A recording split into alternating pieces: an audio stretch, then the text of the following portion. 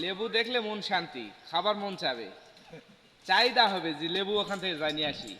আর সকলের লেবুর প্রয়োজন হলে অবশ্যই আসবেন। এটা এই মুহূর্তে আমরা অবস্থান করতেছি মান্যগণ্য জঘন্য জায়গায়। যেখানে হাত দেবেন সেখানে শুধু কাটা আর আটা, কাটা আর আটা। হাত দেওয়ার মাত্র খবর হয়ে যাবে। আর এক একটা জিনিসের মনে হয় সুপারগুলো দিয়ে থুইছে না কি দিয়ে থুইছে, হাত দিয়ে টানেও ছিঁড়া যায় না, এমন এক অবস্থা। আপনারা হয়তো দেখতে পেরেছেন সামনে পিছনে চতুর্দিকে বিশাল বড় কিন্তু একটা লেবুর বাগান। আপনারা যেন আম ভাবে আবার ভুল করেন না।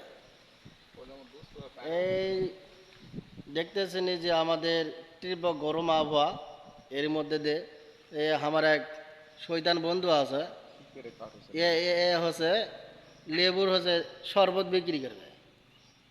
লেবুর শরবত বিক্রি করবে, তার জন্য আবার আছে হেরামের একটা মোটর সাইকেল নিয়ে বিশাল বড় একটা দুমনে একটা বস্তা নিয়ে চলে আসে মোরগঞ্জে আছে লেবু কেনার জন্য।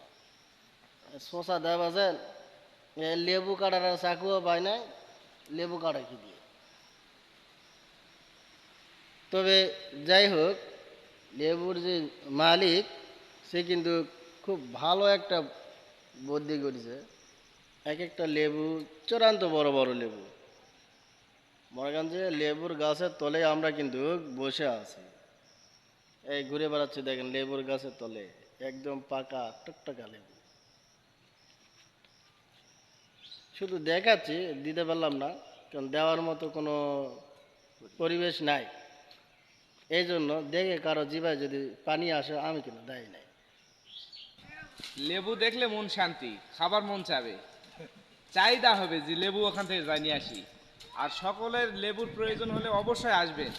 এটা আমার সম্পর্কে দুলাভাই হচ্ছে, ঠিকানা জামালগঞ্জ স্টেশনের সাইটে নাম্বার দেওয়া থাকবে, মাথাপুর এলগেট আসলেই পাবেন। যত গরম হোক, গরমকে দূর করার জন্য, ক্লান্ত দূর করার জন্য এই লেবুর শরবতই যথেষ্ট। ভিটামিন সি এর জন্য ভরপুর পর্যাপ্ত এটা ভিটামিন সি আছে, আপনারা নিয়ে যেতে পারবেন।